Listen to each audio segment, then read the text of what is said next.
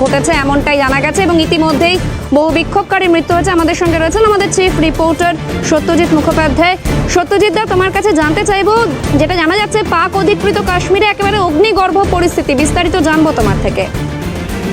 দেখো, নির্দিষ্টভাবে এখনো পর্যন্ত যে তথ্য গত রাত থেকে, গভীর রাত থেকে যেটা ক্রমশ আরো পরিষ্কার হচ্ছে যে পাক অধিকৃত কাশ্মীর তার সব থেকে বড় জেলা এবং অন্যতম বড় শহর সেখানকার মিরপুর জেলা এবং মিরপুর শহর, এই দুটি অংশেই বিক্ষোভ বেসামাল হয়ে উঠেছে এবং এতটাই বড় বিক্ষোভ যে সেখানকার যারা সামরিক কর্তা রয়েছেন, অর্থাৎ পাক সেনাবাহিনীর বড় অফিসার যারা দায়িত্বে রয়েছেন, তাদের বাড়িঘর বাংলো, এমনকি বহু পাক আর্মির যে সমস্ত মার্কেট বা যেগুলো সেখানে শপিং করেন বা বাজার হাট করেন, সে সমস্ত বাজারও ইতিমধ্যে পুড়িয়ে দেওয়া হয়েছে।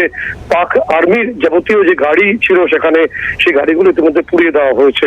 এবং তোমাকে জানিয়ে রাখার চেষ্টা করবো যে বিক্ষোভ সামাল দিতে বহু পরিমাণ যে পাক সেনাবাহিনীর যে জওয়ানদের নতুন করে করাচি এবং লাহোর থেকে সেখানে পাঠানোর বন্দোবস্ত করা হচ্ছে বলেই বিভিন্ন সূত্রে খবর আসছে।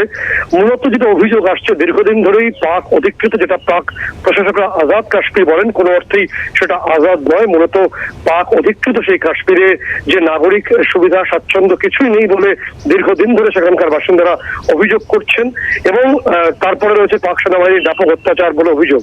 ফলে এই সমস্ত কিছু মূলে একটা দীর্ঘদিন ধরে অভিযোগের যে পাহাড় জমছিল সেটারই একদম অগ্নুৎপাত হয়েছে, বিস্ফোরণ ঘটেছে, যে কারণে এই মুহূর্তে বিক্ষোভকারীদের সঙ্গে দফায় দফায় সেখানকার যারা সৈন্যবাহিনী আধিকারিকদের বা সেনাদের লড়াই চলছে বলে খবর সামনে আসছে। পরিস্থিতি নিয়ন্ত্রণ কতটা সম্ভব তা নিয়েও সংশয় রয়েছে, কারণ ইতিমধ্যেই মূল শহর যেটা মিরপুর সিটি যেটা বলা হয়, নতুন করে নিউ মিরপুর সিটি বলা হয়, সেটা ইতিমধ্যেই জ্বলছে, বিভিন্ন অংশে জ্বলছে।